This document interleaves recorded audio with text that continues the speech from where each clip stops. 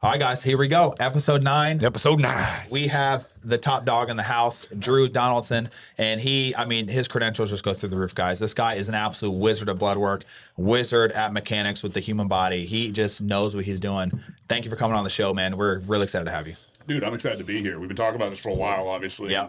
We were just talking on the way in about how we don't have free time for anything anymore. So I think the fact that we were able to collaborate this on a Monday is kind of staggering. And then we got this one in peak week. So it's a busy week for everybody. It's a tough one. But yeah, man, I mean, I've put 3 questions out to ask you, on my page, and it just got flooded. So we have a lot of stuff to get to. We're going to hop right at it, man. So first thing first, the disclaimer, we are not doctors. Okay. We do not advise anything that we're going to talk about today because we're going to talk about PDs. We're going to talk about things. So don't take anything to heart, guys. We are only bodybuilders and we're not doctors. Okay? Yeah, absolutely. So first thing first. All right. So first question I want to get to, and this is something that I personally want to know myself, and it's about testosterone. So as men, what's the highest dose of testosterone you could use all year round? Like a basic TRT dose. Is like 250 too high or what? So you got to kind of break down basic TRT versus I think the popular term now is like sports HRT or we'll refer to it as TRT in this conversation. So that's one thing that gets a little convoluted because you have people refer to it as HRT and TRT. Yeah. And the actuality of it is like TRT, testosterone replacement therapy, HRT, hormone replacement therapy. Mm-hmm. So if we're talking TRT, that's under the assumption that there's very little other hormonal intervention. So it's a little nitpicky, but the thing is people are just throwing terms back and forth. So that gets confusing. So if we're talking about strictly testosterone and looking at it from a TRT standpoint, generally speaking, and this is kind of like it's not a cop-out answer, but it's not a fun answer. It's kind of like it depends. And you're probably going to hear me, and I apologize in advance, but you're going to hear me say it depends about 50 times this conversation. Well, let's just say it's a gym guy who goes to the gym, right? He doesn't go through TRT or a doctor, but he's just on 200 milligrams a month, 200 milligrams a week. What's the highest dose you think you could do year round at 30 years old? So let's say, 30-year-old average man. So in my experience, and this is from working in more clinical medical settings, I've always worked with anti-aging clinics, either in an ownership capacity or in the capacity of being a sponsored athlete or a consultant, and I've had all of those titles. You're looking at doses between 100 milligrams a week and 200 milligrams a week to keep most people in that testosterone range of between 800 and 1200. Yeah. So that's kind of like 1200 is generally as high as any doctor will safely take it. You do have some wiggle room to go up higher before you get any significant side effects in most cases. Right. But it all has to do with how the people metabolize the drugs. Right. So for example, I take 300 milligrams of testosterone per week when I want to maintain my levels at that 1100 to 1200 mark. Wow, so I metabolize it super fast. I also have to pin it every day or every other day. Gotcha. One of my business partners takes 200 milligrams a week, and then we'll have to bump his dose down because his numbers will go up to 16 to 1800 on 200. Gotcha. So it all has to do with how you metabolize it. Right. It's very individualistic. Now, in terms of somebody that wants to medicate to be a little bit beyond average, a little bit superhuman, and we all want to be a little bit superhuman, generally speaking, a tolerable long-term dose of total anabolics would be roughly 3 milligrams per kilogram of body weight. So we won't get into exact conversions because I can't pull it off the top of my head anyways, but let's say a 200-pound male, roughly 100 kilograms. I know that's not exactly murder me on the math, but 100-kilogram male, that would give you the leniency for about 300 milligrams of total hormonal intervention. So that's partially testosterone. And that's just a TRT, just to keep you stable for the most part. So you can generally, most people will stay stable on 100 to 200. That 300 range, if it's 3 milligrams per kilogram of body weight, keeping in mind if you weigh 250 pounds, that's going to be significantly more because body weight plays a role in it. Absolutely. You can ride that up a little bit higher. I don't think anybody's really getting any side effects that are significant on 3. You could even technically ride that up to 5 milligrams per kilogram year round if you monitor it. Gotcha. Keeping in mind that a average higher end local competitor in a cycle situation, or Broderick Chavez will call it a course. And I prefer that as opposed to the term cycle. I just don't like the term cycle. Right. They'll ride that up to at a high end, 10 milligrams per kilogram. So that would be a cycle. Wow. And then at a higher national level, we're talking 15 to 20. At a pro level, I wouldn't be shocked to see up to 30. But the same way, I'm sure there's some pros taking 5. Right. Yeah. What's the most amount of testosterone that you've seen somebody take on week to week? Oh, I mean, personally, anecdotally, personally, I've seen, and I had one client come on here, and he'll watch this and he'll know that I'm calling him out. But he started up and he's like, I take 1,000 milligrams year round. And I was like, son Year of round. a bitch. You, So you sat him down to like, it's oh, we're having a talk, buddy. Look, we're not gonna. And he's like, well, but I've been doing it for so long, I'm just used to it. And like, first, Poor guy. every metric taken, and he's healthy as fuck. Wow. No shit. Did you have him get his heart scan and everything? And So he's good. calcium score Yeah. is no blockages, no LVH. Yeah. Left ventricular hypertrophy. A lot of us have that.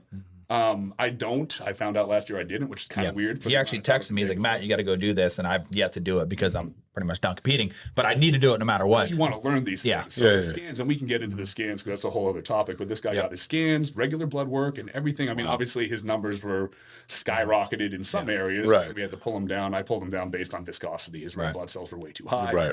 And it just kind of like, we just had to change it from a training intervention and a diet intervention, and he made progress. He didn't detract it. What about in prep? What's the highest dose you've ever seen somebody do in prep? That I've ever seen something. Like total anabolics. So total, like, all right, I'm going to use myself as an example here. So in my late 20s or so, like my whole thing, without getting to a backstory, was I have a background not only as a nutritionist and as a trainer and as a coach, but as a professional wrestler. So I came from Which a we all realm know where that, people were We're basically blasting. dangling money in front of my face telling me to get bigger. So this was obviously early in my career as a trainer and as a coach. So, you know, I would hire certain people. Let's not name any names like Dave Palumbo, but doses on that one, I was up to like probably 3,000 total milligrams a year, which is significant. Jesus. And, How big did you get? I got just under 280. So it was like 282 was the highest number I saw on the scale, but that was at night. So morning fasted weight was probably like 272, 273, something like that. Yeah. I was fairly athletic because I was trying to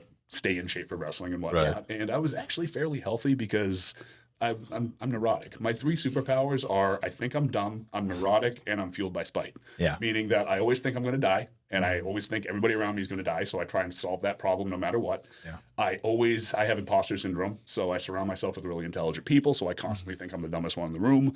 It drives me to get better, so it's a strength in that regard.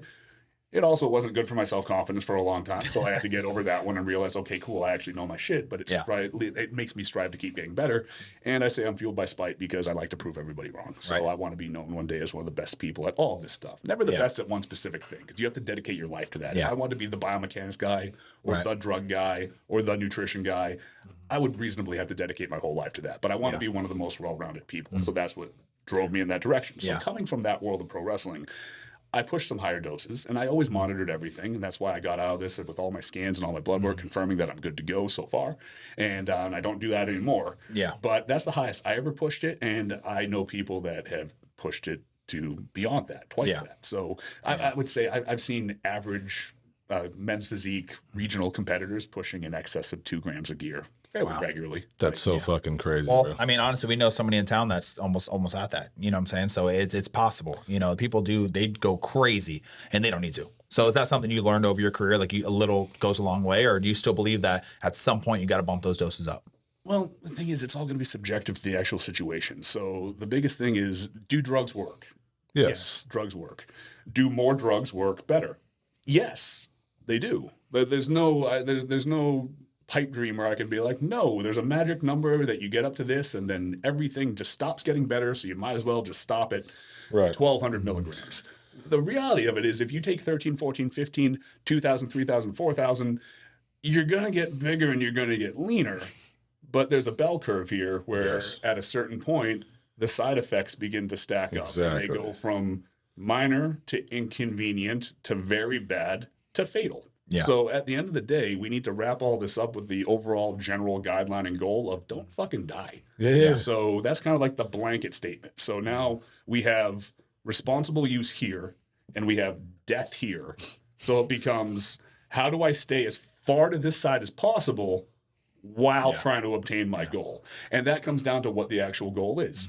Do you have a legitimate chance at becoming a pro? Okay, push your stuff a little bit more. Do you have a significant chance of doing well as a pro? You can push your stuff a little bit more. My rule of thumb on that is if it comes down to changing or drastically improving your quality of life, I mean, why wouldn't you? You know, like, I'm not about to go jump out of an airplane, but if somebody gave me $1 million to do it, I'd be the first one in that fucking plane. Yeah. So situationally, it's all weighing it out. So, you know, with your competitive history and your level of success and becoming a pro and then just jumping right into all these shows and doing fairly well for your first year, Right. I could make the argument for you if you were on, okay, I want to push stuff up a little bit. It's like, all right, cool, Yeah. let's play ball with that. Yeah. Now we take the version of you that the first year goes to the Olympia and places fifth and wants to come in first. I can make a case to push that a little bit more. Absolutely. But then we go to our regional competitor that is fighting for first call outs in a regional show.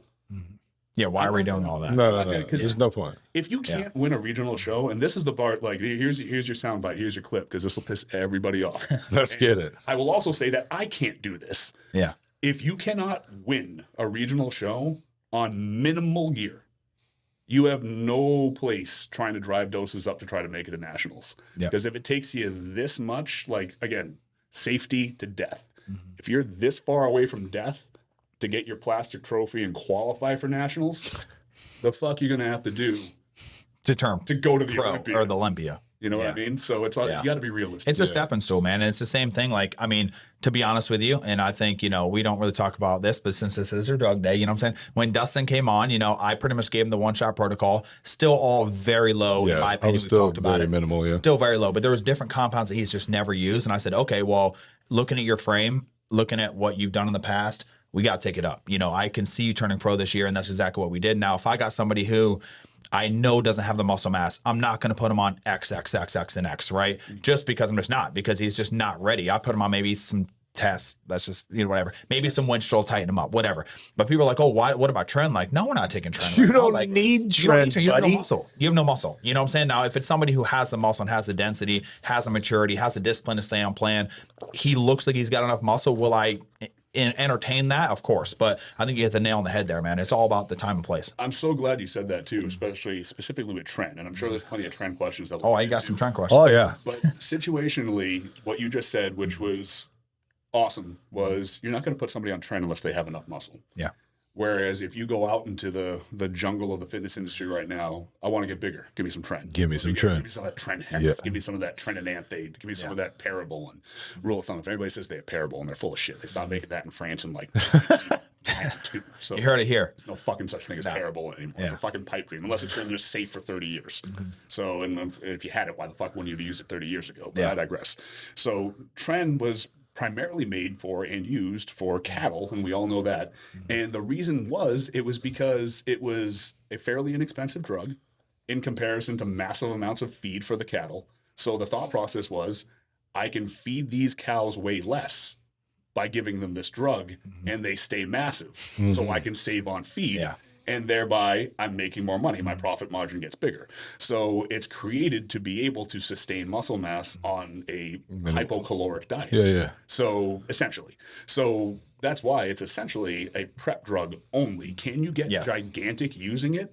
I mean, yeah, it'll drive a lot of those processes, and then it drives a lot of aggression in a good way as well as a bad way, but it just does too much stuff. So that for me is like your God level drug, not in a cool, oh, I want the God level drug, but in the, I have expired all my other like AAS resources. Yeah. So now I'm going to look into this one. And even still, I know some amazing competitors that you'd be shocked to learn they've done it like once and were like, this fucking sucks. And then did it again. So, Well, they probably did too much, or, you know, who knows what the hell that, because a lot of people are like, it's all about who you get. And this, we've talked this a lot about on the podcast. It's like, if I hire you and your normal is 1,000 milligrams of Tren, you're not going to know what the real normal is, right? You're just going to do a bunch of shit. So I had this one client, we talked about it on the drive here. When I picked him up, no bullshit. He was doing 1 cc a day of Tren E, 1 cc a day of Massey, 1 cc a day of Testy. So he was doing 700 milligrams a day for 3 months fucking straight, bro. Jesus. Death. Like, I literally detoxed him for 6 months, 6 months, before you ever even looked at anything else. But he ended up doing a show way later. But it's unbelievable. I'm like, who the fuck told you this? Oh, well, this guy just said this to do this. I'm like, dude, you're crazy, man. You're fucking crazy. And like exactly what he just said, guys. If you're in the off season, you don't need to be running Tren. Okay, period. There's no reason to run Tren. No. And why are people so quick to jump at that? You know, like, oh, I just want to take Tren. Like the Tren twins are making this popular thing. Well, the problem is it's cool. Yeah, exactly. So it's become this like, I'm badass because I'll do Pop culture. Exactly. Yeah. It's the same thing where it's just like, oh, I'm gonna you know, the type that don't shut up about it online. So it's like that. Not only am I gonna take a bunch of Tren, I'm gonna tell fucking everybody that I'm taking on Tren. It's just like, look, like I get that it comes from like I want to be cool and I want to be badass thing. Like never in the history of the fitness industry or humankind has like some like hot fitness girl been like, I wasn't interested in that guy, but now he said he's taking Tren and he's so cool, I'm gonna suck his dick right I'm now. gonna. I don't think it's ever happened. I don't think I want to meet the girl that responds like that. Yeah. So it's just like, but it's the thing. It's like it's cool and it's dangerous, but it's essentially like being like, yo, what do you do this weekend? Bro, I did some meth. It's fucking sick. Nobody brags about meth. That's true. Don't brag about your fucking Tren. Yeah. Let's Well, switch the Larry subject Wills does. a little bit because I want to get on a little bit of girl topic because we have a lot of girls that watch this podcast, probably more girls than men. But can women take Tren? No. So the reason why I asked is because, you know, Natalia, she always jokes that she wants to take Tren. She knows we're fucking around, right? But she wants to know, why can't women take Tren? So here's the thing with steroids in general. So you have to look at men versus women, like kind of as a whole. So base it all off of testosterone at first. So this is kind of a general thing. It's going to be a little bit different for everybody. But as men, if we are completely not enhanced, healthy, and at our peak levels, like let's say, you know, mid 30s or whatnot, everything's healthy, everything's cranking the right way, we're producing roughly the equivalent of 10 milligrams of testosterone per day. Right. Women produce roughly 1 milligram. Why? They don't have testicles. They make it in their adrenal glands. So 1 milligram versus 10 milligrams. So that said, everything that we take is automatically 10 times stronger for women. Gotcha. Automatically 10 times stronger. So then you look at something like Tren that, without getting into the entire mechanisms of action, because I can break that down for about an hour and nobody would care and people would just be like, so should I take it or not? It's very, very fucking strong. Yes. Incredibly so. So now you're taking that 10x and you're multiplying it significantly higher. So then go all the way back to just, you know, I don't mean like what's a man and what's a woman, because we're not going to get into that fucking topic. But You fucking nerds. all human embryos are female. Yes. Everybody's female at first. It's like fucking Jurassic Park. They're all born female and the ultimate genes, whatever the fuck, with Doctor whatever. So, but that's true. Like all things are essentially, not all things, but humans will say specifically, we're female at first, and then there's chemical, biological interventions that make us male. Yep. That's why if you get into the topic of, and I'm not getting into this topic, but like transgenderism and stuff like that, it is significantly easier to transition a female into a male than it is to transition a male into a female. Because all you do is continue that process that would have been started if they were genetically going to be born a male. Right. So they are very susceptible to becoming males. So when we take any sort of anabolic steroid, which is all male hormones, and interject or derivatives thereof, versions thereof, things that have been tweaked in the lab, and then add those into that equation, the most significant effect is going to be that androgenic, androgens to make male. It's that effect. Yeah. Far and beyond the muscle mass situation. Okay. Now, does everybody abide by that? No, because you can find anything to justify what you want to do online. Yeah. Walk into any gym in Brazil and half the girls are on Tren. It doesn't take a genius to figure that out. I'm not trying to be rude. Yeah. But it causes a lot of bad stuff. What are the side effects that it could cause? So the virilization is the low-hanging fruit in terms of bad stuff. So basically virilization is gaining masculine characteristics. Yeah. And this is an important one for everybody, not even the women that are just considering or wanting to take Tren or stuff like that, but just women in anabolics in general. And this even equates down to 5 to 10 milligrams a day of Anavar, because this same thing can happen, and these are the things you want to keep an eye out for. So first of all, there's the overwhelming just biochemical change to their entire system. Women are not like men. Women are not smaller versions of men. We can get away with a lot more and hopefully be able to fix it.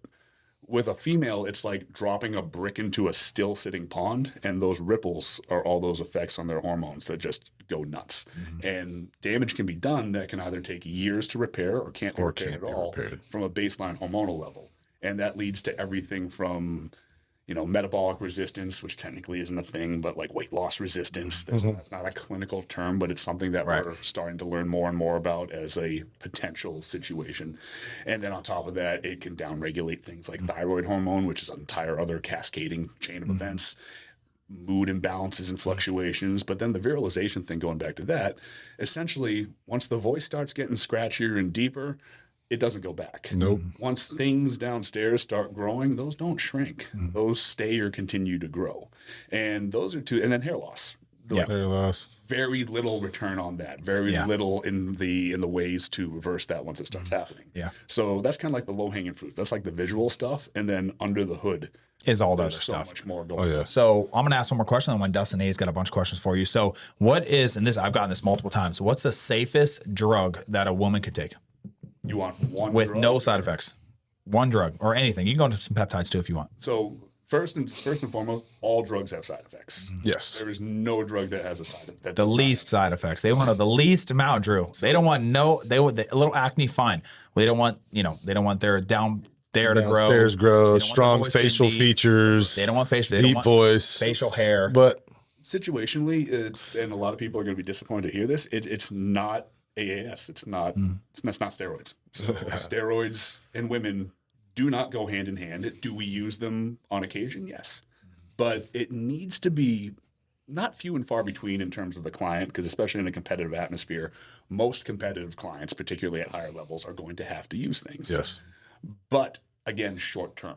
So I do not believe in 12 to 16 to 20 week anavar cycles for women. I do not Jesus. believe in whatsoever, unless you're talking sub 2 milligrams per day.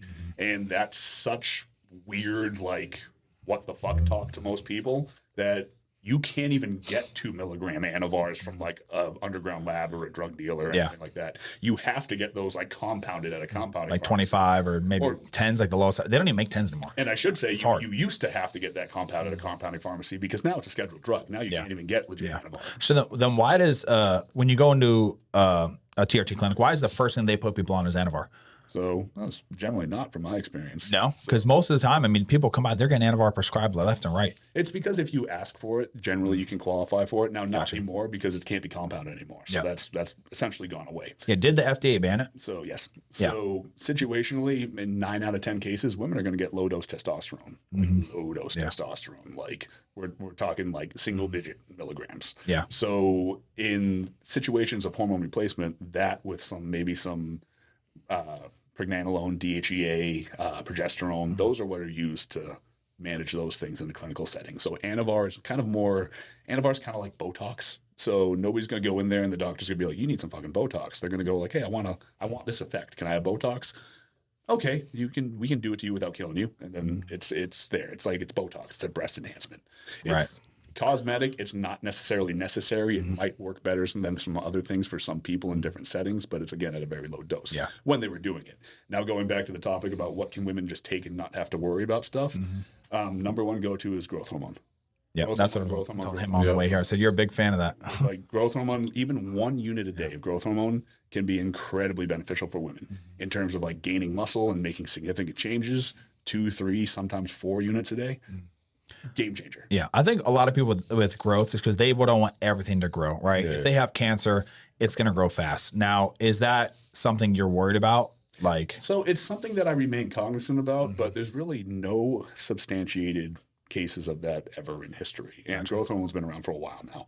So what it is theoretical. So cancer generally thrives in a high IGF environment. So it's just been correlated.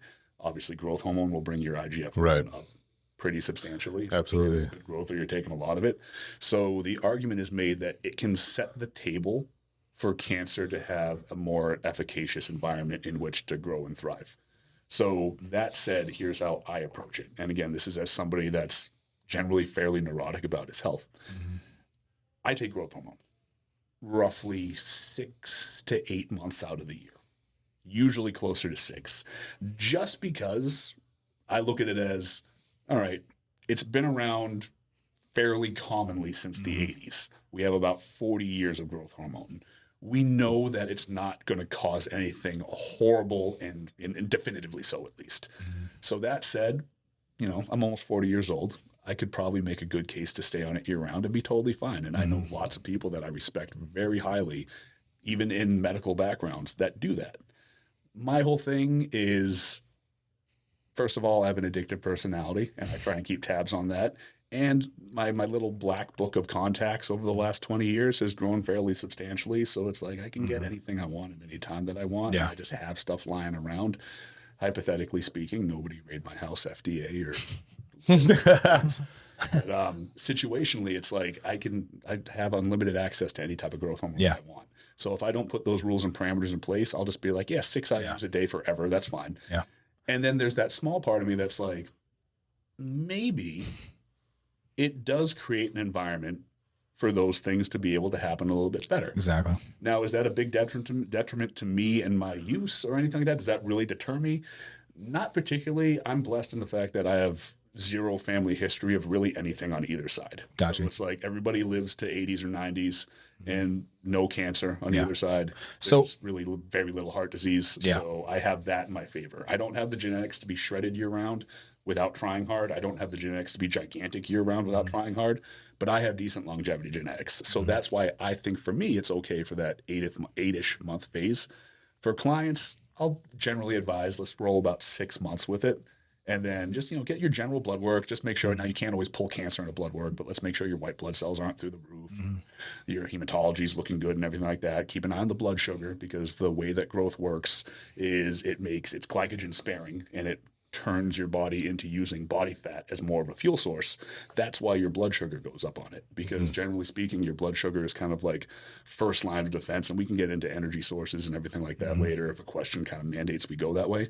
But growth hormone essentially will use body fat, make your body use more body fat in the right settings to fuel your day-to-day life and your energy. And then it just lets you store and use the glycogen primarily for exercise, which is why you get full and you get that kind of bubbly look. Oh, yeah. Gotcha. Good source of growth hormone. But that also in turn can cause that blood sugar to rise up a little bit. So you want to keep an eye on that. Yeah. What do you got for him? All right, well, I guess I got a few questions in terms of like the body producing waste, right? So as we get older, us men, we have prostate issues. So what is the best natural supplement or any supplement that you can think of that people could just buy off the shelf that would allow more flow or for that prostate to be? For prostate specifically? Yeah. So first and foremost is keep an eye on your PSA numbers. Okay. So a lot of stuff in blood work can be tricky in the sense that like you want to keep your cholesterol as good as possible. Right. You want high HDL, low LDL. You want a very good like ApoB vascular inflammation. Like you want to keep an eye on all these things. But then at the end of the day, you can have those numbers fine. And you can drop dead of a heart attack because you might be clogged up with plaque, which is where we go into the calcium score that you Right. So like heart, kind of tough. Liver, fairly easy. Kidneys, I mean, you want to keep an eye on your BU and your creatinine. Yeah. And you want your GFR, but usually you have your EGFR, which isn't always accurate. But there's a lot of different stuff and things can pop up and everything like that. As far as your prostate goes, as long as your PSA numbers are in a good range and they're not steadily coming up over the years, Right. chances are you're fine. So situationally, keep an eye on that first before you even really go to intervene. Because if you've been using a bunch of DHT drugs and your prostate is fine, there's really no need to start, power shoving supplements down your face for it. We want to address things. We want to address specific cuts with specific Band-Aids. We don't want to just throw a bunch of Band-Aids on because you're afraid of falling down and cutting yourself. Absolutely. You want to address a cut with a Band-Aid, stitches, glue, whatever it might need to be, the right tool for the job. Yeah. So if somebody does have problematic PSA numbers, first and foremost, go get the doctor to stick his thumb in the So get it checked. So like, especially as you get older, these are the things like going back to the calcium score real quick, fucking horrifying. You get to go lie in a fucking big metal coffin that will tell you if you're likely to just randomly drop dead any minute. So it's very easy. And the same thing with blood work for a lot of people. It's very easy to ignore it because I don't want to hear bad news. Right. So you have to dive into this stuff. So you eventually have to go when you start approaching 40, somebody go check that motherfucker.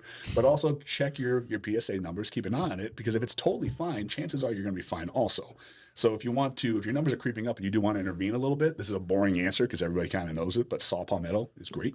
So saw palmetto there's multiple studies. If anybody buys a $40 account on examine.com, they can just pull prostate studies, and saw palmetto is incredibly efficacious in that regard. Also, low dose tadalafil, Cialis, about 5 milligrams a day. You can make a case for 10, but you can also make a case for 5 every other day because it's a 36-hour half-life of the drug. So that low dose of Cialis will not only have a effect in the positive as far as your PSA numbers go, but it's also anything that improves hematology and just general circulation. Like you want to make sure that these things are carrying blood to your liver, carrying blood everywhere, really. And then it's good for blood pressure, the endothelial lining within your blood vessels and whatnot. So these can have cascading effects. Like the buck doesn't stop for drugs at the stuff that makes you bigger, the stuff that makes you leaner. There's also the stuff that keeps you healthy, the stuff that increases your performance, the stuff that makes the things that make you bigger and leaner work better.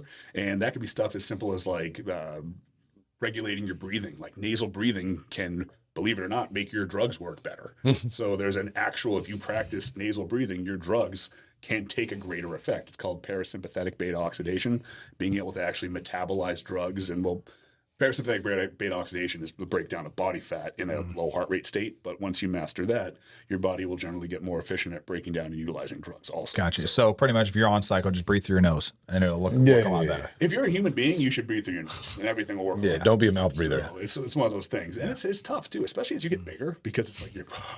Dude, yeah. When I peak bulk 265, bro, oh my God, that was rough for me. Everyone wants to be big Holy until you have to shit. eat that much to get to that weight. And then you just start having fucking problems. I will diet for 8 months before I try and push food to the point where Yeah, I hate it.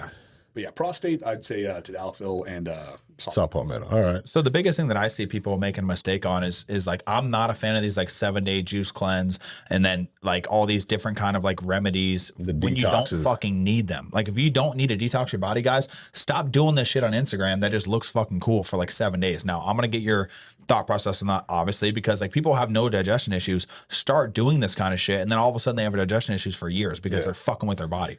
Like, what do you think Their about microbiomes and shit. Generally speaking, any sort of detox program is going to be bullshit. Thank you. And the thing is, it's like, I feel bad saying that because some people will swear by it. Yeah. They were people that could benefit from it. Now, are there efficacious periods in which you can use these things? Yes. If you test high for heavy metals, a heavy metal detox is probably pretty fucking important. Yeah. But it doesn't mean that, like, I have a little bit of brain fog and you know what? I just don't want to go to work today.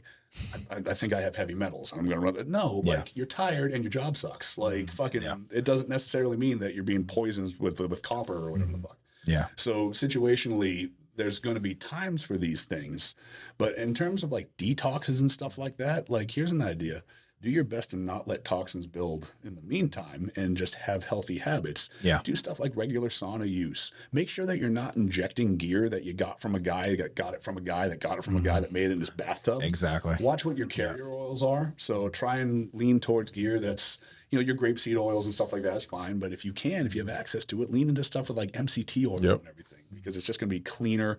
Lean into reputable sources. Now, it's easy for me to sit here and be like, get everything from a pharmacy because, you know, it's like we've talked about this before. If you have the money to do it, absolutely get everything from a pharmacy. Exactly. But at the same token, too, there's underground labs out there that run at such a high level and produce so much fucking income that they're being run just like compounding pharmacies. But you have to do your homework and you have to actually look into these things and you have to test yourself and your blood work and everything with it too.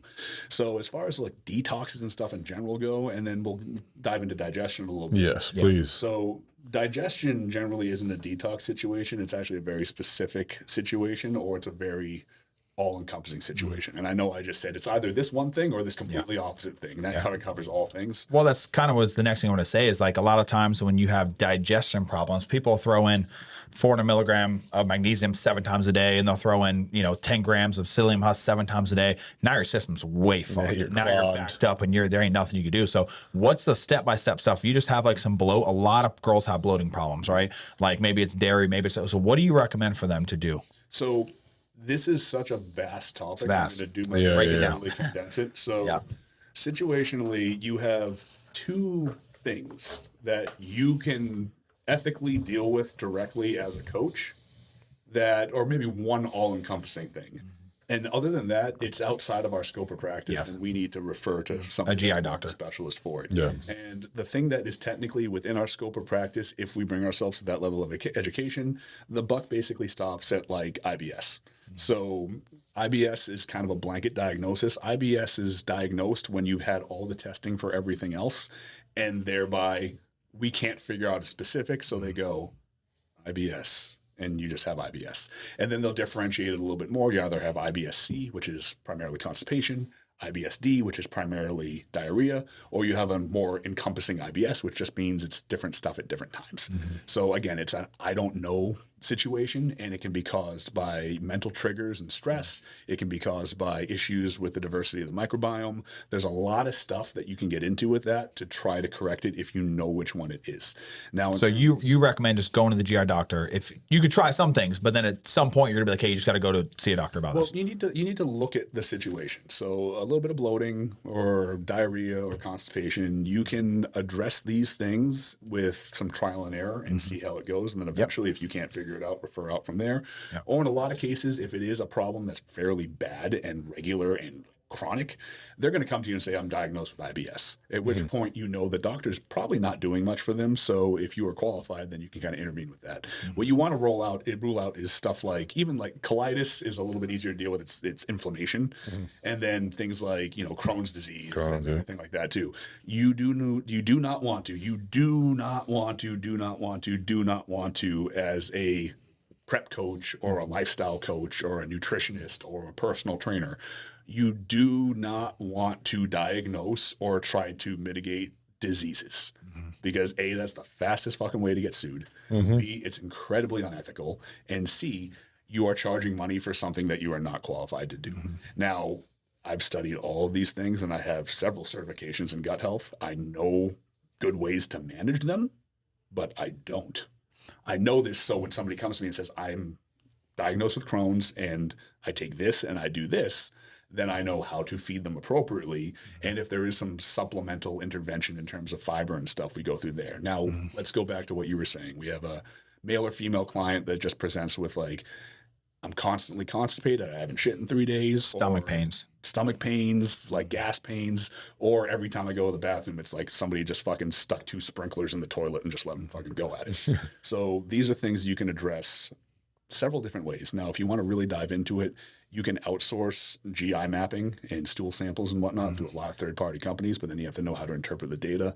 9 out of 10 times, if you're getting data back from that gives you a solid conclusion, then you're literally just sending them to the doctor. You've just done a bunch of expensive stuff prior to that.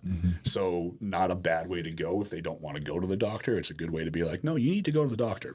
Situationally, that's the case. If there's ever any instance of like regular bleeding in stools, directly to a doctor, no matter what, even if it's most likely like, you know, fissures or hemorrhoids or just pushing too hard and stuff like that. You don't want to be the guy that says, don't worry about it when it's something to worry about. It's pretty easy to tell when it is or when it isn't. But, and I won't get into that because that's a whole other conversation, but refer out for that stuff. Now, if we just have these general digestive disorders, you know, look at the situation. So that's why when I'm sure you guys do something similar, but when I onboard somebody, even if they haven't been working with another coach or they never have before, it's like, give me a full list of like an average day of eating for you. And then I utilize the Bristol stool chart, which is, it's been around forever. It's basically 7 pictures of different types of poop. And then you send the chart to the person. And it's like, hey, in some cases, once a week, give me an average. Just send me the number that it kind of comes out to be. In some cases where it's bad, hey, doctor for the time. duration of the time that we're working together, I'm going to know every time you take a shit, because every time you poop, just text me the number and I just put it in your file and I just keep an eye on the linear patterns of it and whatnot. So it's like you want to kind of keep it within the relative range. And then based on what the other numbers are, you can generally decipher what the situation is and how to remedy it. And a quick example on that would be obviously like if, you know, and we've all done this in prep, you're pooping out like rabbit pellets, like you're really constipated. Generally speaking, then you need more fiber, like, and you're dehydrated as well. If it's like that, like piece of shit that's all like crackly looking and it looks like the Thing from Fantastic Four, it's that, but not that severe.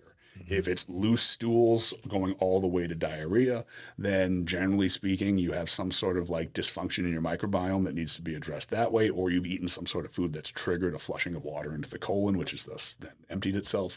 You might have, my personal issue with digestion is I tend to have fast motility, so I need a lot of fiber to slow that down, so that might be a thing. If the poop is yellow, or if it's floating, or if it has like a mucousy layer on it, you're not digesting fats very well. You want to either intervene with like a TUDCA or a UDCA or an ox bile, or in some cases like that, if it's just chronic and it keeps going and maybe they're presenting with a little bit of like inflammatory pain, it might be their gallbladder starting to go. Yeah. So, and that again would be a refer out type situation. Don't try and fix anybody's organs if they're already damaged, but you can kind of circumnavigate things. So if somebody's on a diet that's not ultra low fat and they're like, my poop's yellow and it's floating and it looks greasy, intervene with some lipase, an enzyme that will break down fats, intervene with an ox bile or a TUDCA. TUDCA is generally my go-to for that one. And then from there, you can go into a whole other plethora of stuff. Probiotics are a little overrated. You need them every now and then. I like to do 1 or 2 courses of like high dose probiotics per year, but then I just keep probiotic foods in my diet. So lots of, and same thing with mostly every one of my clients, except the ones that have very sensitive triggers. Yeah. Sauerkraut, kimchi, yogurt. Love kimchi. Greek yogurt. I'll put Greek yogurt in there because it's high protein, but Greek yogurt actually generally has lower probiotics than the others. Yeah, we've talked about that. I like coconut yogurt or cashew yogurt for that. Really any fermented foods, miso soup, stuff like that. Oh, yeah. They're just interesting additions to your diet. And the best part about it is they're all basically super low calorie, so you can keep them in with prep. Sometimes the sodium's a little high. So if you're a couple weeks out and you're mitigating sodium and potassium, you want to keep an eye on stuff like that. Gotcha. But those foods are always in there. Then psyllium husk, I'm a big fan of. That almost works like a roto-rooter. That's actually been proven to scrape polyps off of the intestinal wall. So that's why it can literally reduce your chances of colorectal cancer by 50%. Wow. Because it literally just scrapes stuff before it just sits there for years and becomes cancerous. And then on top of that, you want to diversify your fibers. You want to know the difference between a general fiber and just a prebiotic fiber, like inulin, those fibers that mix clear in water. Those are generally food for your probiotics. So all of my clients, inulin's also in a lot of vegetable sources. So you'll notice in a lot of situations, I mix a probiotic food in a meal, and then I'll have them take a certain amount of vegetable, like artichokes or a vegetable high in inulin. So I have live cultures, actual probiotics that go in there and do work. Then I have the prebiotic fiber, which feeds them because you're dropping the colony of people onto the planet. You're dropping their supply of food on top so they can eat and they can multiply and whatnot. And then additional things like polyphenols, like every one of my clients eats cups upon cups of berries per day if they call them berries, because that in turn also feeds that fiber, ferments in the gut, creates something called a short chain fatty acid. Short chain fatty acids have this like plethora of benefits and everything from athletic performance to gut brain access, mental clarity. So I always harp on this, man. If you can get your gut and all of your like basically your blood work in terms of like just your hematology and circulatory system, if all this stuff works perfectly, you're going to train like a fucking animal. And the problem is people just want to focus on the Tren or the drugs or the PEDs. Well, it's always about the Tren. Tren's got to be in there. It's always about the Tren, apparently.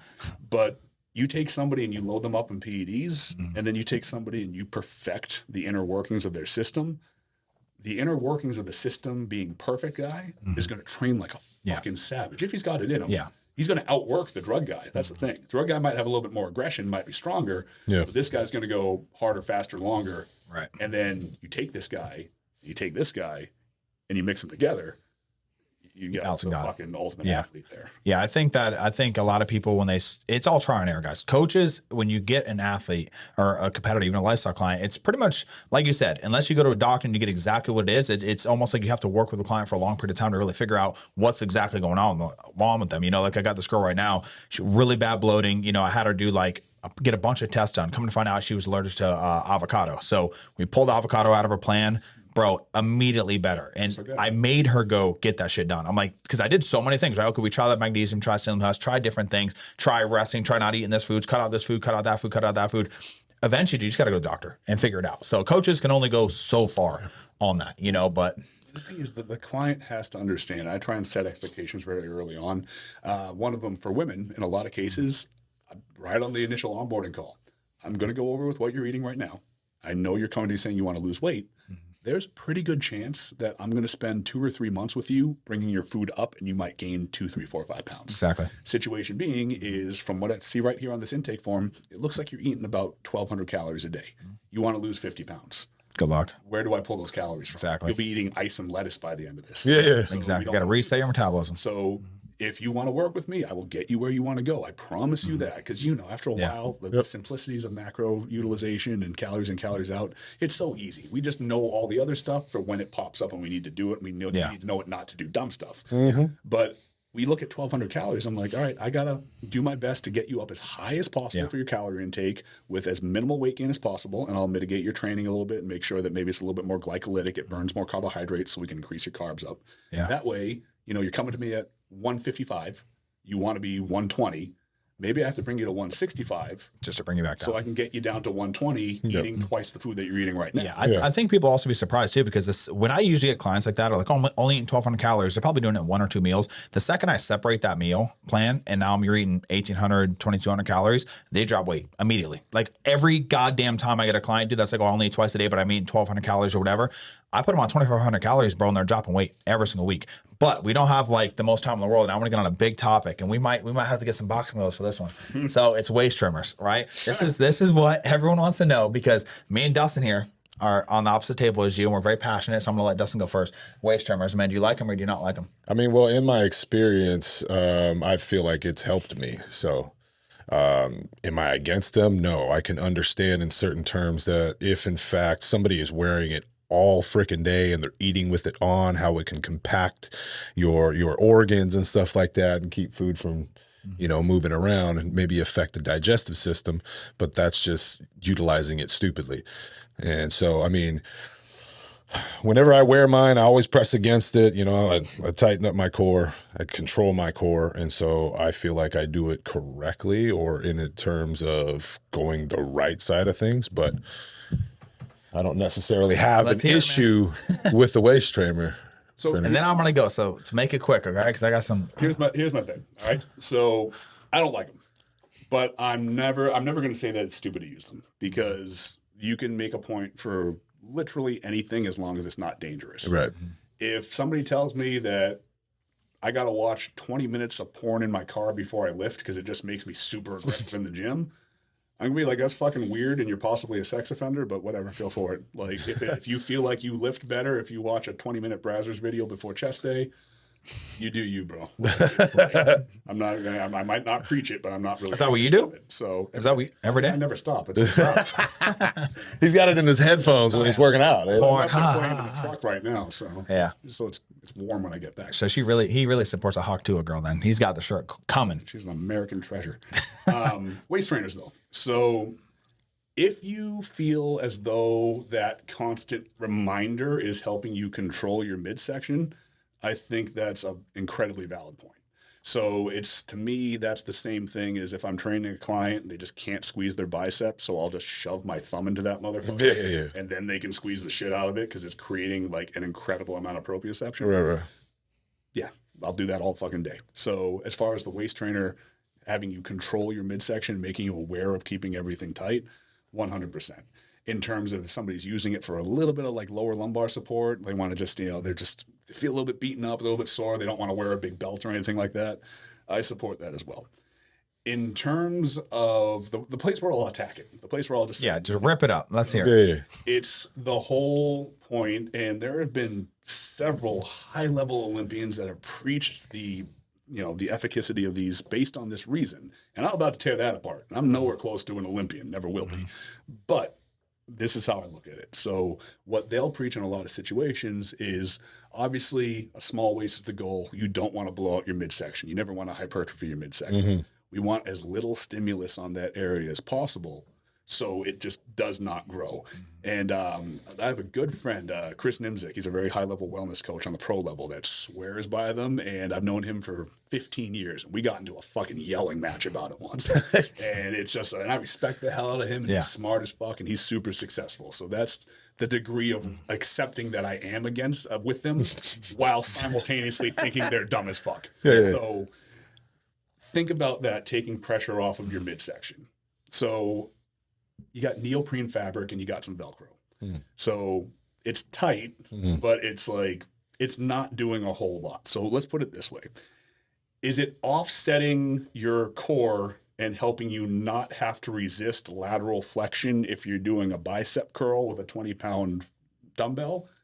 Yeah, like it's probably strong enough to offset that 20-pound dumbbell that if you're curling it on one side might be pulling you down here a little bit. So now this doesn't have to work as hard to resist lateral flexion.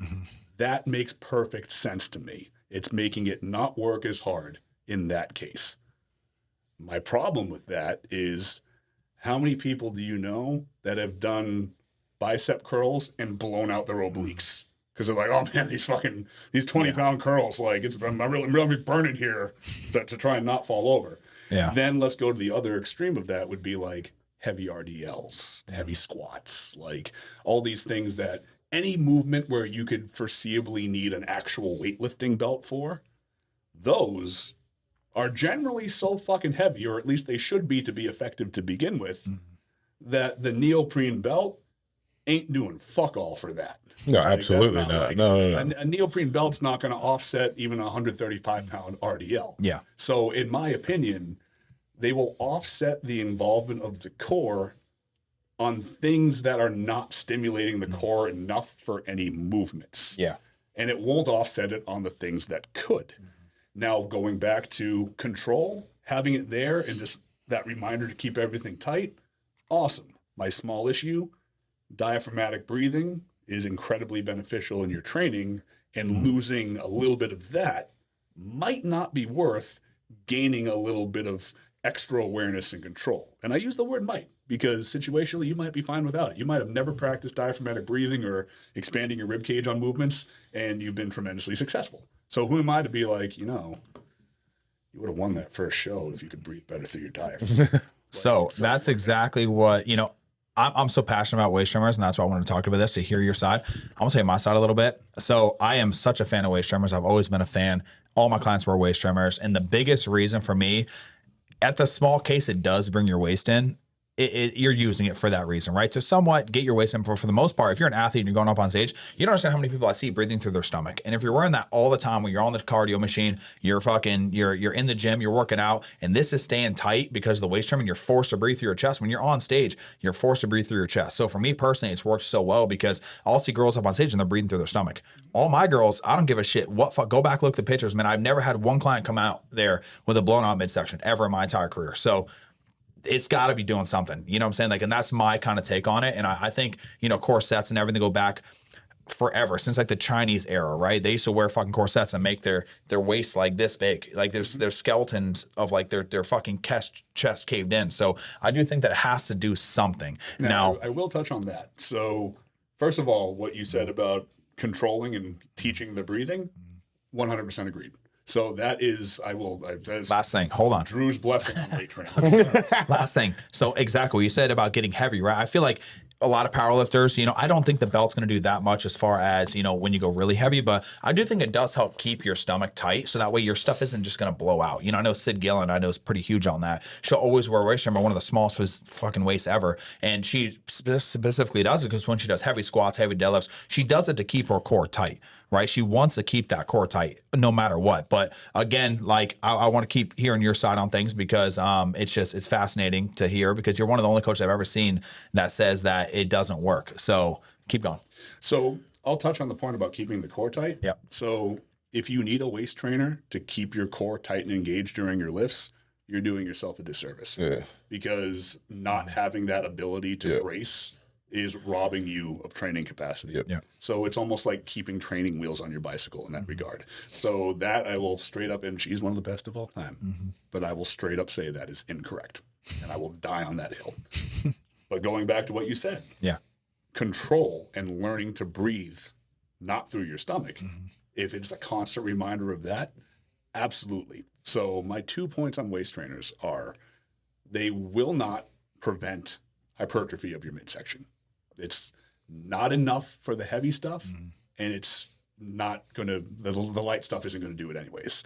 And then I think we can all agree on this part, it does not reduce body fat. Do you think it reduces Absolutely water not. retention in the area? If you wear it, do you think it will pull water out of the waist? And that's why you think bikini girls, every single bikini girl, period, wears a waist trimmer? Do you think that's because it pulls the water out from there? Here's the thing, it absolutely does. And I could look at that as okay, cool, that makes sense if you're going to wear it up until you have like a photo shoot later that day. Okay. But the problem is, if you pull water out, like you got your water, you as a human, we're all water, 70% water. Right. So if I put something on really tight that squeezes all the subcutaneous water to different parts of my body, or makes me sweat it all out, then I'm going to take the belt off and I'm going to look gnarly because there's no water in there.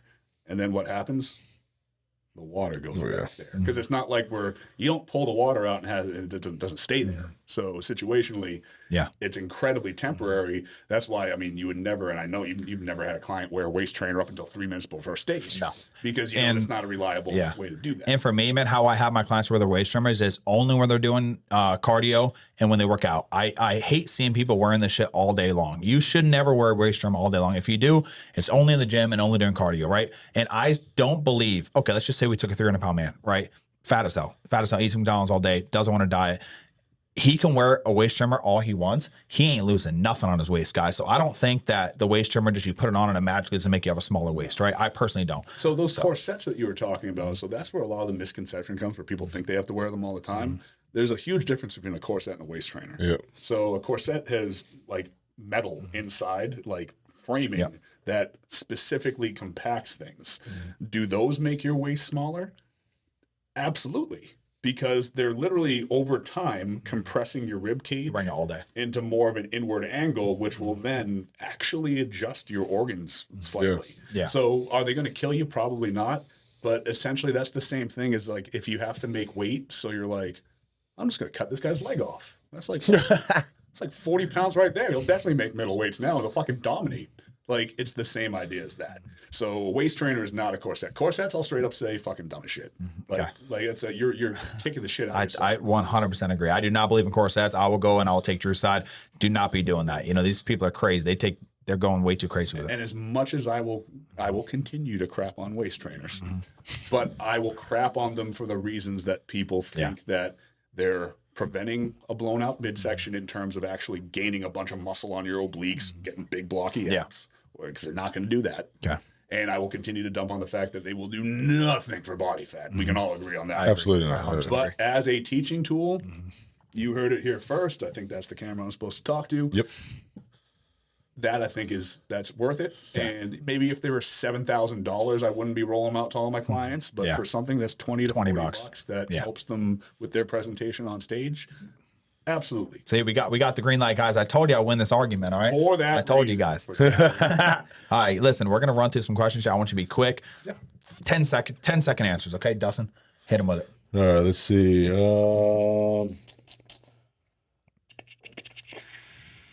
Refeeds. Thoughts, carb cycling, fat loss. All right. So in terms of a refeed, when does a competitor need a refeed? So refeeds have a couple different applications based on the type of refeed that you're doing. So if you're trying to flux dopamine in terms of just regulating the nervous system and you want somebody to just basically not stress out so much, and then the cascades from that dopamine release, which can be directly tied to food, that's something where it's basically like, as long as you're making progress in a linear fashion, you can give that as needed. You'll get a Five Guys burger, whatever the heck. If it's lifestyle, have a whole free meal. Eat responsibly, eat like an adult, situations like that. In terms of like glycogen depletion and whatnot, there's 1,000 different ways to look at it. And everybody has different methodologies. So you talk to two people off the top of my mind I can think of is I reference a lot of Broderick Chavez, who is brilliant on a chemistry level. And then you reference Justin Harris, Troponin Nutrition, who's like the carb cycling guy. Justin will tell you that everybody should be carb cycling in a very specific way, utilizing specific things for that. Broderick will tell you that carb cycling is the dumbest shit of all time. Why would you fluctuate an energy source up and down? I've done both. Both guys are brilliant. Both work.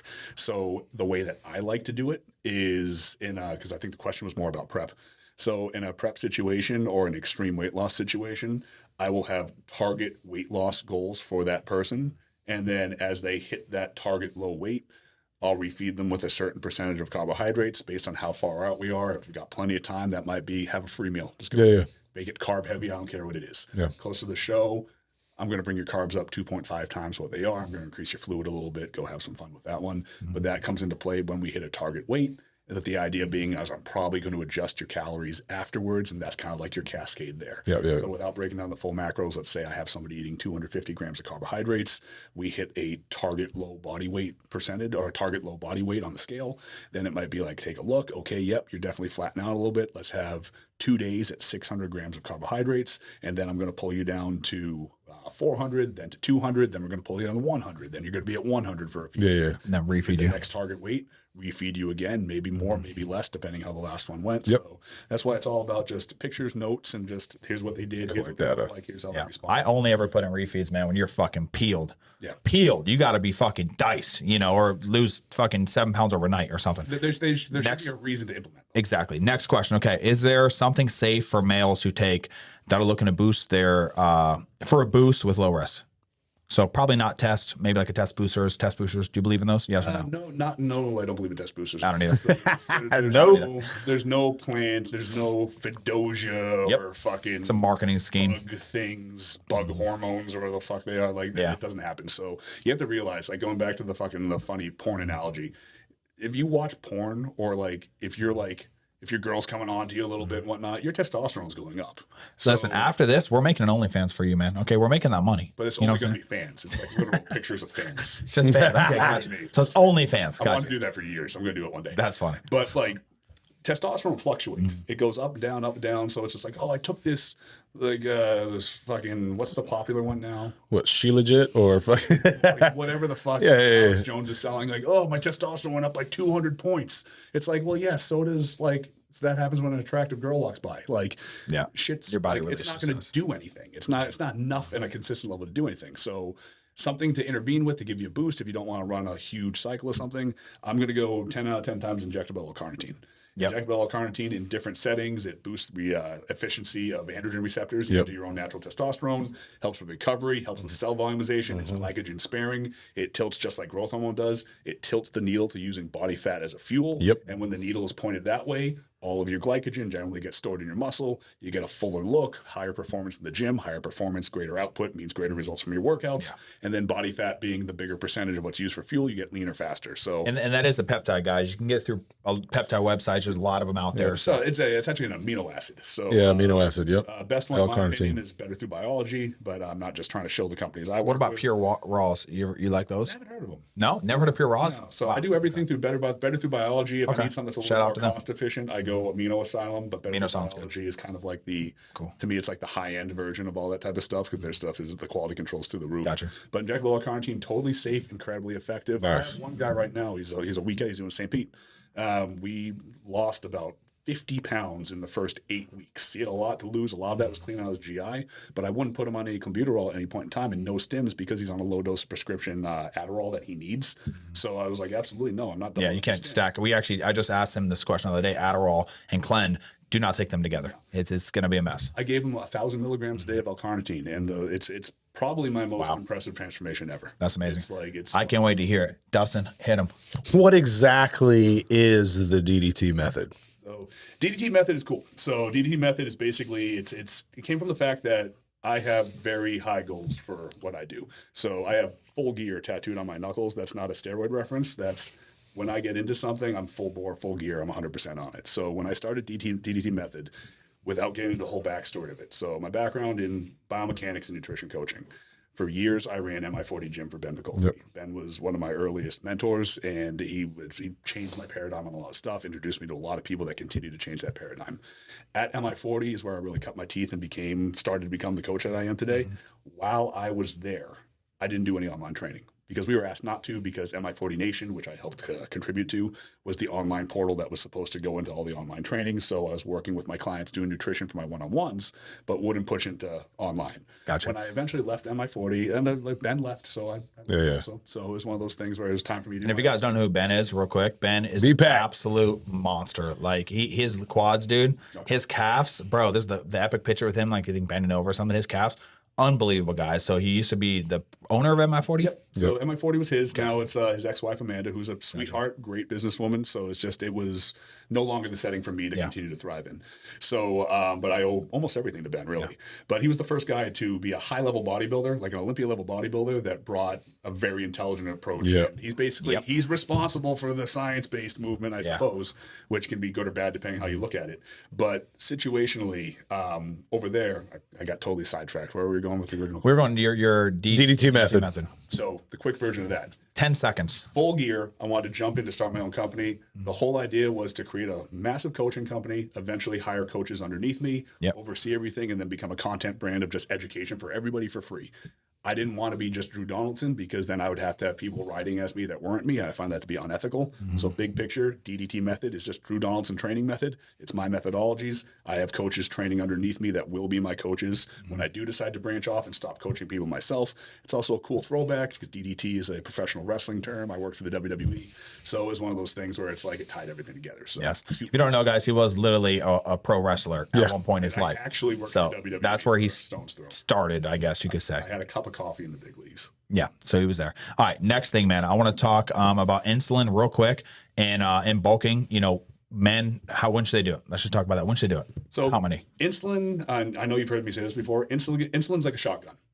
If you are a gun guy and you understand guns or you have common sense, I can give you a gun and you will be completely safe. And if anything, you'll be safer. If you are a complete dipshit and I give you a gun, you're going to do dipshit things. So you're gonna get hurt. So with insulin, the biggest misconception with insulin is I want to take insulin to get huge, so I'm going to eat a shitload of carbs. You don't take insulin and then add carbs. You add insulin to your carbs to shuttle them to different places. Now, it's not a storage hormone. That's kind of a misconception. But insulin essentially puts things into cells, not just muscle cells. It puts things in fat cells. It puts things everywhere. So if you use it in the right setting, you can put more of the things into the muscle cells that you want to be there. But the biggest mistake is I'm eating 400 grams of carbs a day. Now it's time for insulin. So I'm going to take my 10 units of Humalog. I'm going to drink my 100 carbs of fucking whatever drink. Well, that's not really why you do it. Why don't you add it to your 400 carbs, but take 100 of those carbs and put them in that para-workout window and then use the insulin within that window. And then you're going to utilize more of the carbs and store the glycogen intramuscularly and thus be able to use it for exercise in a much more efficacious fashion. So like the dummy way of it, guys, you know, yes, you could use insulin. You could use it safely. Don't be a dumbass. You know, my buddy, Justin, shout out to you, dumbass. You know, he was supposed to do 4 IUs, you know, before, whatever. Motherfucker was doing 40, bro. Yep. He came in, he was like, I don't know what's going on, bro. He's just drinking his, he had like 5 cookies, bro. He's just pounding cookies. Don't worry, you're dying. You're just dying. So he did that for like 3 weeks, bro, before he realized. Like, I'm so surprised he's even alive. But you know, shout out to him. But all right, man, next one. What do you got? Let's see. Couple good ones. Here. I have a big one I want to talk about.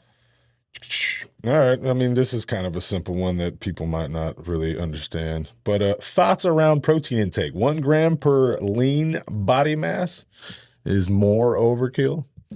I would usually just stick with 1 gram per pound of body mass and then move it from there. So it's going to be a little bit different based on the person, the individual, their current settings, their training capacity, everything like that. Physical activity, little blah, blah, blah. You can get into all the ins and outs of it. Exactly. Say start them at 1, keep that steady, move the other things, move the fat and the carbs around. But 1's a pretty good rule of thumb without having to get super sciencey on it. That study came out recently that you can digest more and process more at a certain time than people think. Exactly. So if you're doing 200 a day, it doesn't have to be, 10, 20 gram meals. You don't want it to be 1 big meal or 2 big meals either. That's going to fuck with your digestion. But just space it out. 1 gram per pound, I think, is solid for a starting point. I think the big person who really made this, I'm very happy he did, it was Nick Walker. He's a big fan of 7 ounces. Like, that's like his thing. I don't know if he's still doing that, but I know he's like, he talked to me. It's like when he went up to like 9, 10, it's just too much damn protein. So you don't need that much protein, guys. You know, I'm a big fan of body weight, maybe a little bit over than that, but exactly what he said, nailed it on the head. Okay, big one real quick. Arimidex for female competitors. When do you throw it in? And what dosage should you do? I know this, guys, this is very all over the place. This is very like subjective to the person on what you need to do, but roughly speaking, what do you got? So I would go as little as possible, as late as possible. So I would never go more than 4 to 6 weeks. I would never go 1 milligram a day. I would probably do more than 0.5 milligram a week, but it's going to be different based on the competitor. You should have a good idea based on blood work thereof. Just remember that the way that these different things work, like an AI is going to reduce total estrogen. Whereas like a SERM, like a Novadex, is going to compete for the estrogen receptors. So you have 2 ways to go about it, or a mix thereof. You can either reduce total estrogen, or you can reduce the binding efficiency of the receptors, so the estrogen that's there can't go there. So just dosage-wise, like, don't do 1 every day the whole time, but keep an eye on things and go from there, and just realize it's a very delicate system. So. Yes, and especially for like bikini competitors, I don't think it's very rare that I would ever put a bikini competitor on, you know, Arimidex, me personally. Now, of course, exactly what you said, get your blood work done if your estrogen's through the roof and you want to bring that down a little bit because you're not losing body fat. Exactly what you said. Little goes a long way. Okay, next thing, last question that I have for you, and this one's pretty big. From Natalia, can high tests during a PD cycle convert into estrogen or raise estrogen in females? We all know the answer, but she wants to hear from you. Yeah. Of course. The higher your test goes, guys, the estrogen's following. So be careful how much you do. And that's why exactly what you said, like if you're prepping and your test level's coming up, you put different compounds, whatever. If you up your test as a man, you have to get on, you know, AIs. So you match the AIs versus, you know, obviously for the blood work and also for the PD. So when you add in couple different PDs, if you want to up the Arimidex a little bit. I'm going to skate back on that one because I don't use AIs unless absolutely necessary. Yeah. So the problem with AIs is, first and foremost, estrogen as a whole is cardioprotective and neuroprotective. So if your estrogen is too low for too long, that's when you start getting heart problems. That's when you start getting neurodegenerative problems. So estrogen has to be there. So situationally, that's where one of the things where the regular blood work comes in key, because if I have somebody's estrogen even slightly above reference ranges, and those ranges are going to be different based on if you're what measurements are you looking at, where you're looking at it, what doctor you're using, if you're doing it domestically, if we have people in Canada or Europe or whatnot. But I would generally, I'll go 10 to 20% above the range as long as there's no like side effects in terms of like pain, sensitivity, all that stuff. Like that, like lactation. So I keep mine fairly high at all times, and I think that's part of the reason why, like my HDL, your good cholesterol that you always want over at least 40, mine sits in like the 70s or 80s because I keep my estrogen about 10% above the reference range for that one. Gotcha. And I get no side effects from that. So estrogen is also incredibly necessary for not only sex drive but also for gaining muscle. You can't gain muscle with no estrogen. So the most estrogen that you can tolerate without side effects is what that number should be at. Gotcha. So AIs only if it's outside of that realm or if there's significant side effects. Yeah. And then a general rule of thumb on that one is anybody that's in an off-season cruise type setting should not really be taking enough tests to really have that conversion. Even in a bulking setting, running a course of drugs. I don't think that test really for anybody. And I just basically the last 3 to 4 years, I adopted this policy. Testosterone should not be over 500 at max for anybody, even in a bulking setting. I like to keep it around 3 for most average sized people, and then just use the other columns. You have your 19 NOR drugs. They tend to create a little bit more like fullness and cell volumization in the muscle if you're somebody that's like ultra lean and has trouble putting on size. And then you have your DHT drugs, your Primos, your Masterons and whatnot. Yeah. And those are going to give you more of that like denser, compacted look, not because different steroids give you different looks necessarily, but they lack the cell swelling properties of the 19 NORs and of the testosterones. But then they have their other benefits. They're a little bit more androgenic. They'll drive more aggression and performance in the gym. Not aggression like roid rage, but aggression like actual like neural connections and drive and output in the gym and whatnot. So they're good in those regards too.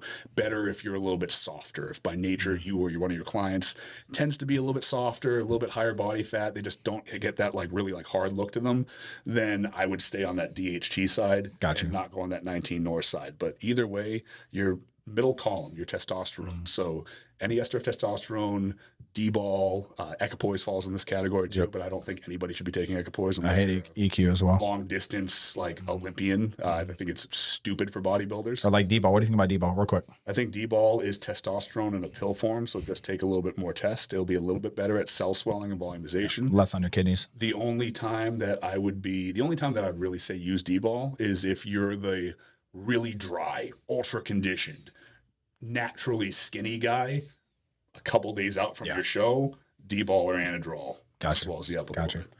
What do you got, man? Closing remarks, Dustin?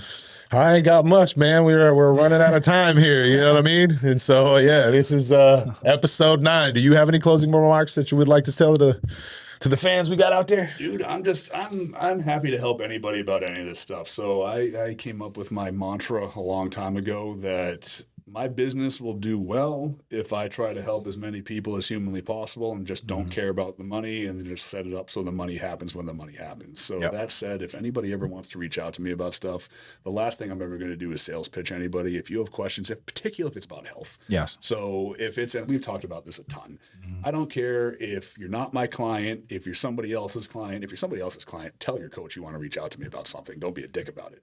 But if you're working with anybody, you have no desire to work with anybody. But if it's like, hey man, my cholesterol's a little fucked up, or like, hey man, I'm thinking about doing this, I'm not going to be like, well, give me money. I'm going to tell you. I'm going to tell you, and maybe you'll never sign up with me. But at the very least, maybe you'll learn something cool. And then when you tell somebody, they'll ask you where you learned it, and you'll say me, and then they'll hire me.